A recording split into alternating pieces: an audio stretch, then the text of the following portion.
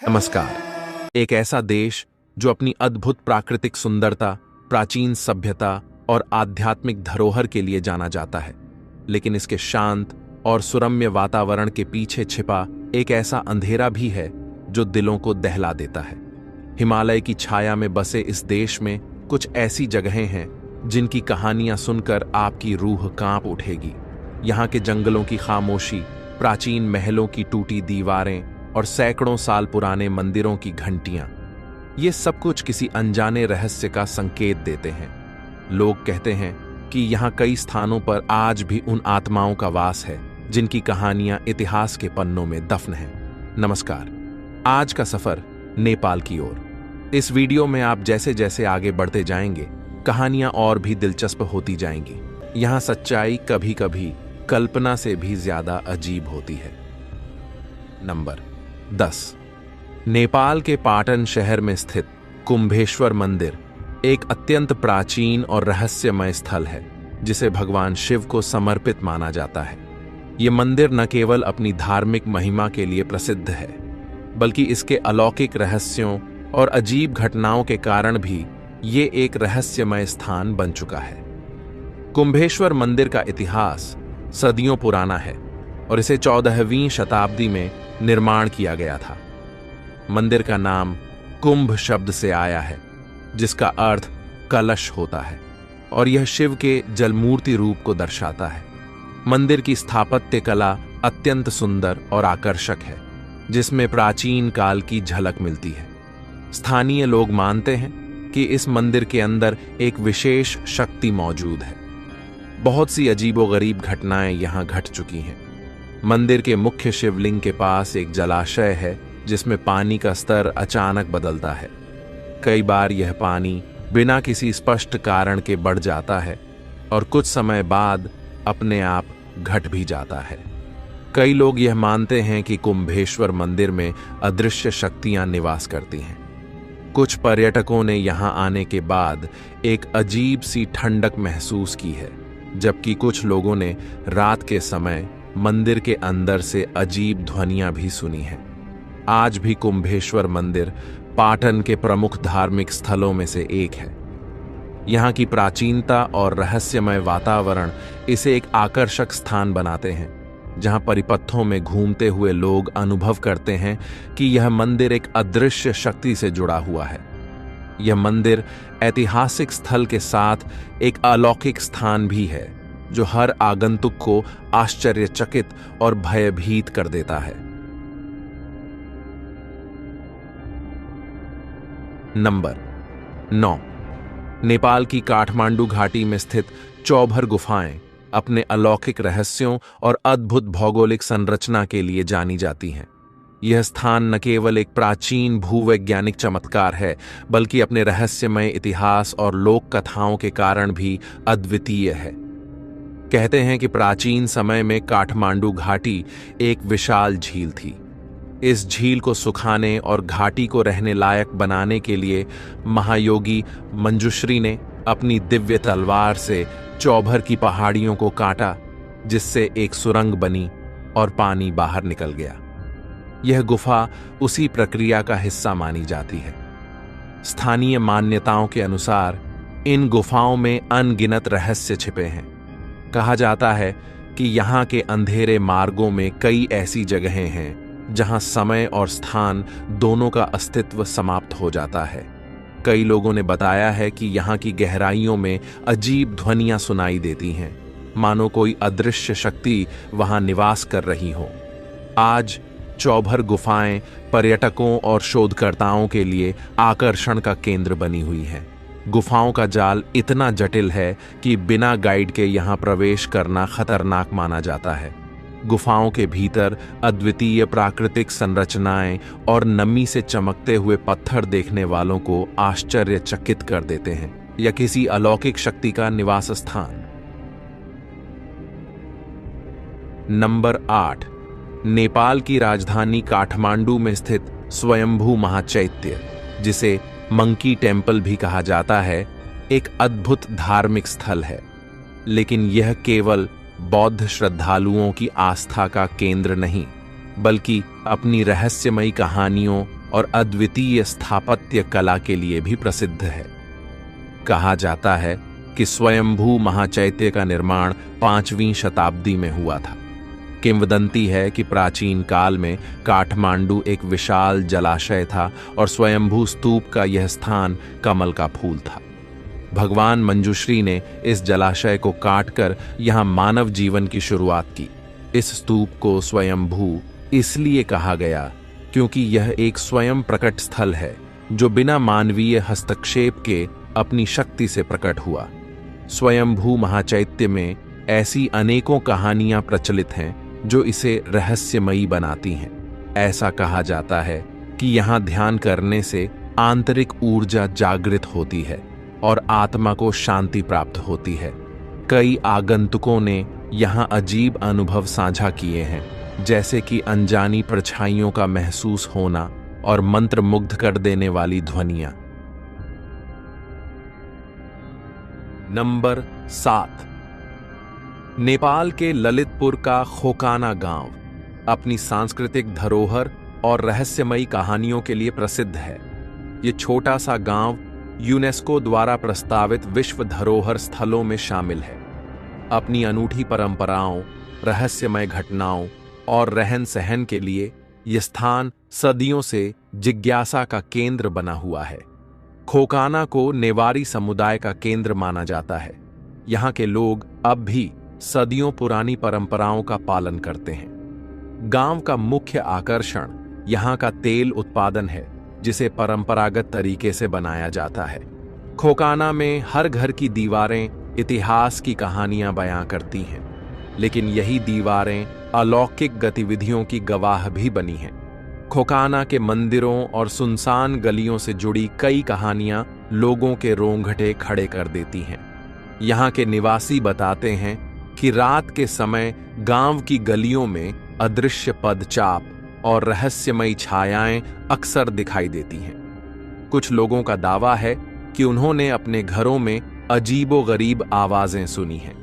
इन घटनाओं का कारण यहाँ के प्राचीन मंदिरों और अनजाने इतिहास से जुड़ा हुआ बताया जाता है। आज खोकाना गांव आधुनिकता से काफी हद तक दूर है। पर्यटक यहाँ की रहस्यमय वास्तुकला और शांत वातावरण का अनुभव करने आते हैं, लेकिन एक बार सूर्यास्त होते ही यह गांव ऐसा प्रतीत होता है मानो समय थम गया हो। खोकाना गांव अपने आप में इतिहास, परंपरा और रहस्य का ऐसा संगम है जो किसी को भी सोचने पर मजबूर कर दे। नंबर 6, नेपाल के ऐतिहासिक शहर में स्थित तलेजू मंदिर अपनी अद्वितीय वास्तुकला के लिए प्रसिद्ध है और अपनी रहस्यमयी कहानियों और अलौकिक आभा के लिए भी जाना जाता है। यह मंदिर 16वीं शताब्दी में मल्ल राजवंश के शासकों द्वारा देवी तलेजू को समर्पित किया गया था। देवी तलेजू को नेपाल के राजकीय संरक्षक देवी के रूप में पूजा जाता है। कहते हैं कि देवी तलेजू ने स्वयं मल्ल राजाओं को दर्शन दिए थे और उन्हें निर्देश दिया कि वे एक ऐसा मंदिर बनवाएं जहां देवी की शक्ति सदैव जागृत रहे। स्थानीय मान्यताओं के अनुसार इस मंदिर में देवी की अदृश्य उपस्थिति आज भी महसूस की जाती है। विशेष रूप से दशैं त्योहार के दौरान यहां देवी की पूजा की जाती है, लेकिन आम दिनों में यह मंदिर जनता के लिए बंद रहता है। स्थानीय लोग मानते हैं कि तलेजू मंदिर के भीतर रात के समय अलौकिक घटनाएं होती हैं। कई बार लोगों ने यहां अदृश्य पदचाप और रहस्यमय आवाजें सुनने का दावा किया है। यह भी कहा जाता है कि देवी तलेजू केवल उन्हीं को दर्शन देती हैं जो पूरी श्रद्धा और स्वच्छ हृदय से उनकी पूजा करते हैं। मंदिर के गर्भगृह में प्रवेश केवल राज परिवार और पुजारियों को ही मिलता है, जो इसे और भी रहस्यमय बनाता है। आज तलेजू मंदिर आकर्षणों में से एक है और यूनेस्को विश्व धरोहर स्थल का हिस्सा है। हालांकि इसका रहस्यमय और अलौकिक पक्ष इसे साधारण पर्यटकों के लिए भी असाधारण अनुभव बनाता है। तलेजू मंदिर एक पूजा स्थल के साथ इतिहास, आध्यात्म और रहस्य का ऐसा संगम है जो हर आगंतुक को अवाक कर देता है। नंबर 5, नेपाल के गोरखा जिले में स्थित गोरखा दरबार न केवल इतिहास और वास्तुकला का अद्भुत उदाहरण है, बल्कि रहस्यमयता का ऐसा केंद्र है जो हर किसी को सोचने पर मजबूर कर देता है। ये दरबार 16वीं शताब्दी में गोरखा साम्राज्य के संस्थापक पृथ्वी नारायण शाह द्वारा बनवाया गया था। इसकी भव्यता और रणनीतिक स्थिति इसे एक अभेद्य किले का रूप देती है, लेकिन इसके दीवारों और गलियारों में छिपे रहस्य आज भी लोगों को भय और रोमांच का अनुभव कराते हैं। यह किला पहाड़ की चोटी पर स्थित है और अपनी अद्वितीय शैली में निर्मित है। इसकी ऊंचाई से पूरा गोरखा क्षेत्र दिखाई देता है, जो इसकी सामरिक महत्ता को दर्शाता है। इस दरबार में प्रमुख रूप से गोरख काली मंदिर और गोरखनाथ मंदिर हैं, जो इस स्थान की धार्मिक और ऐतिहासिक महत्ता को और बढ़ाते हैं। स्थानीय किंवदंतियों के अनुसार गोरखा दरबार में रात के समय अलौकिक घटनाएं होती हैं। कहा जाता है कि यहाँ गोरख काली देवी की आत्मा आज भी जागृत है और उनकी उपस्थिति को महसूस किया जा सकता है। रात के अंधेरे में यहाँ की सीढ़ियों पर अजीबो-गरीब पदचाप सुनाई देती है और कई लोगों ने यहाँ अदृश्य छायाएं देखने का दावा किया है। आज गोरखा दरबार एक प्रमुख पर्यटक स्थल है, लेकिन इसका अलौकिक आकर्षण इसे और खास बनाता है। जो लोग यहाँ आते हैं वे इसकी रहस्यमयी ऊर्जा को महसूस किए बिना नहीं रह पाते। यहाँ इतिहास, आस्था और रहस्य का अद्भुत संगम होता है। इसकी अलौकिक कहानियां हर किसी को भय और विस्मय के सागर में डुबो देती हैं। नंबर 4, नेपाल के पाल्पा जिले में स्थित रानी महल एक अद्भुत और रहस्यमयी स्थल है। यह किला न केवल अपनी ऐतिहासिक और स्थापत्य की सुंदरता के लिए प्रसिद्ध है, बल्कि इसकी रहस्यमय कहानियां भी इसे एक आकर्षक और भयावह जगह बनाती हैं। इस किले का इतिहास बहुत पुराना है और इसके भीतर की दीवारों में अनगिनत राजसी घटनाओं की गूंज सुनाई देती है। रानी महल का निर्माण 19वीं शताब्दी के अंत में हुआ था, जब यहाँ के राजवंश ने इसे अपनी शाही निवास के रूप में इस्तेमाल किया। किले के अंदर और बाहर सुंदर वास्तुकला का अद्भुत मिश्रण देखने को मिलता है। यहाँ की विशाल दीवारें, खिड़कियां और राजसी मंदिर, ये सब इस किले को एक खास पहचान देते हैं। लेकिन जब आप इस किले के भीतर कदम रखेंगे तो आपको यहाँ की शांत और रहस्यमय ऊर्जा का एहसास होना आम बात है। कहा जाता है कि रानी महल के अंदर कई आत्माएं बसी हुई हैं। हालांकि इस महल को लेकर कई कहानियों का जिक्र किया जाता है, मगर स्थानीय लोग दावा करते हैं कि किले के एक कमरे से एक महिला की रोने की आवाजें आती हैं, जिन्हें कोई देख नहीं पाता, लेकिन उसकी मौजूदगी का एहसास सभी को होता है। कहा जाता है कि यह महिला आत्मा किले की रानी की है, जो अपनी मौत के बाद भी यहां बंदी सी महसूस करती है। कुछ पर्यटकों और स्थानीय लोगों ने किले में समय बिताते हुए अजीब घटनाएं महसूस की हैं, जिनमें से एक घटना यह है कि कई बार यहां आने वाले लोग अपने कैमरे में अजीब सी छायाएं या धुंधली आकृतियां पाते हैं। यहां की हवा में एक अदृश्य शक्ति महसूस होती है, जो लोगों को डराने के लिए काफी होती है। आजकल रानी महल एक प्रमुख पर्यटक स्थल बन चुका है, लेकिन इसके रहस्यमय वातावरण और भूतिया घटनाओं के चलते यह एक अंधेरे रहस्य को अपने भीतर समेटे हुए है। अब भी कई लोग इसे एक डरावनी जगह मानते हैं। नंबर 3, दक्षिण काली मंदिर न केवल धार्मिक दृष्टि से महत्वपूर्ण है, बल्कि यहाँ के आसपास की रहस्यमय घटनाएं इसे और भी आकर्षक बनाती हैं। इस मंदिर का संबंध देवी काली से है, जो शक्ति, उग्रता और विनाश की प्रतीक मानी जाती है। यह मंदिर काठमांडू से लगभग 20 किलोमीटर यानी लगभग 20 मिनट की दूरी पर स्थित है। 14 मील और फर्पिंग गांव से लगभग 1 किलोमीटर दूर शांत और घने जंगलों के बीच स्थित है और यहाँ के माहौल में एक रहस्यमय शक्ति महसूस की जा सकती है। दक्षिण काली मंदिर का इतिहास सैकड़ों साल पुराना है। इसे काठमांडू घाटी के सबसे महत्वपूर्ण हिंदू मंदिरों में से एक माना जाता है। यहाँ देवी काली की पूजा की जाती है, जो अपने भक्तों से उग्र बलिदान की मांग करती है। इस मंदिर के आसपास के वातावरण में एक अदृश्य ऊर्जा महसूस होती है, जो इसे और भी रहस्यमय बना देती है। यहाँ पूजा अर्चना करते समय भक्तों को कई बार दिव्य अनुभूति होती है। कहा जाता है कि रात के समय जब मंदिर के आसपास सन्नाटा छा जाता है, तो कुछ लोगों ने देवी काली के दर्शन करने का दावा किया है। इन भक्तों का कहना है कि उन्होंने देवी के रूप में एक विशाल काले रंग की आकृति देखी, जो पूरी रात के दौरान उनके पास घूमा करती थी।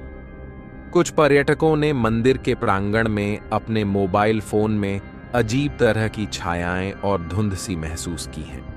स्थानीय लोग और भक्तों का मानना है कि इस मंदिर में एक ऐसी शक्ति है जो नकारात्मक ऊर्जा और आत्माओं को दूर रखती है। लेकिन इस शक्तिशाली स्थान के बारे में जो सबसे रहस्यमय बात है, वह यह है कि यहाँ आने वाले हर व्यक्ति को एक अदृश्य शक्ति का अनुभव होता है।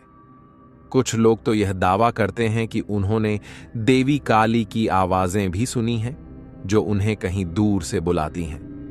वर्तमान में दक्षिण काली मंदिर एक प्रमुख तीर्थ स्थल बन चुका है, जहां हर साल हजारों की संख्या में श्रद्धालु आते हैं। इस मंदिर का वातावरण शांत और ध्यान मग्न करने वाला है, और यहाँ की सन्नाटे में खो जाने के बाद एक अदृश्य शक्ति का एहसास होता है।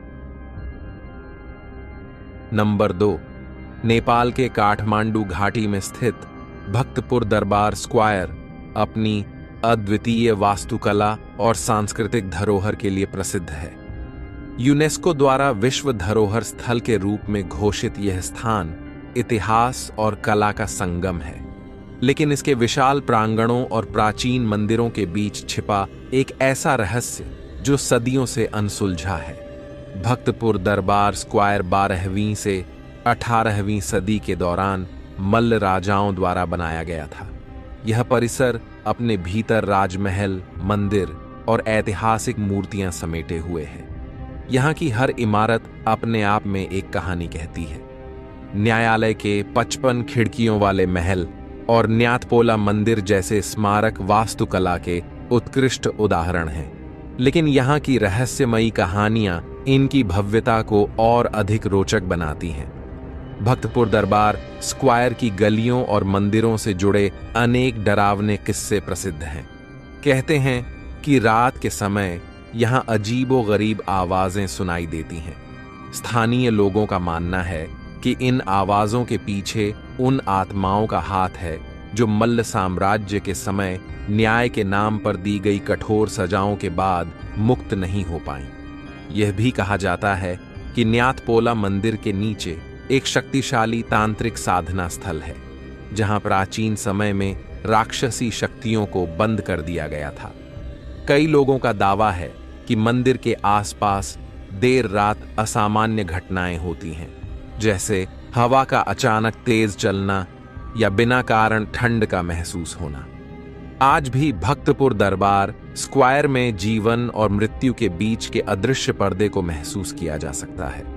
दिन में यह स्थान पर्यटकों से भरा रहता है, लेकिन जैसे ही सूरज ढलता है, यहाँ की गलियों में एक अजीब सी खामोशी पसर जाती है। भक्तपुर दरबार स्क्वायर न केवल इतिहास और संस्कृति का एक अद्वितीय प्रतीक है, बल्कि यह मानव मन की सबसे गहरी और रहस्यमयी कल्पनाओं को भी झकझोरता है। नंबर 1, नेपाल के काठमांडू में बागमती नदी के किनारे स्थित है विश्व प्रसिद्ध पशुपतिनाथ मंदिर, जो हिंदू भगवान शिव को समर्पित पशुपति के रूप में है और जानवरों के रक्षक हैं। यह मंदिर न केवल धार्मिक महत्व रखता है, बल्कि रहस्यमयी कथाओं का केंद्र भी है। इस मंदिर के पास स्थित आर्य घाट एक ऐसा स्थान है जहां प्रकृति और परालौकिक शक्तियों का संगम दिखाई देता है।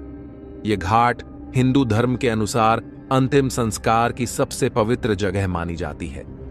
लेकिन आर्य घाट केवल एक श्मशान नहीं है, यह ऐसा स्थान है जहां दिन रात रहस्य और भय का एहसास बना रहता है।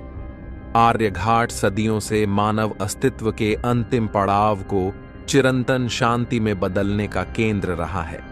यहां चिताओं की निरंतर जलती अग्नि न केवल जीवन के अंत का प्रतीक है, बल्कि यह आत्मा के मोक्ष की अनंत यात्रा को भी दर्शाती है। ऐसा कहा जाता है कि यहां की अग्नि कभी शांत नहीं होती। घाट पर मौजूद साधु सन्यासी, जिनकी आंखों में एक अजीब सी चमक होती है, जीवन और मृत्यु के इस रहस्य को मानो बहुत करीब से समझते हैं। आर्य घाट से जुड़े सबसे डरावने किस्सों में से एक है रात के समय दिखाई देने वाली आकृतियां।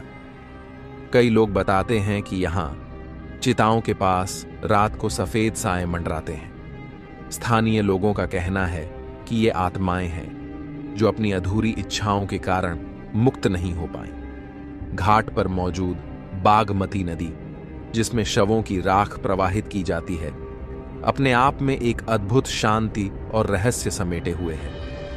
आज भी आर्य घाट पर दिन रात चिताएं जलती रहती हैं। यहां जाने वालों का कहना है कि शाम के समय घाट पर अजीब सी खामोशी छा जाती है।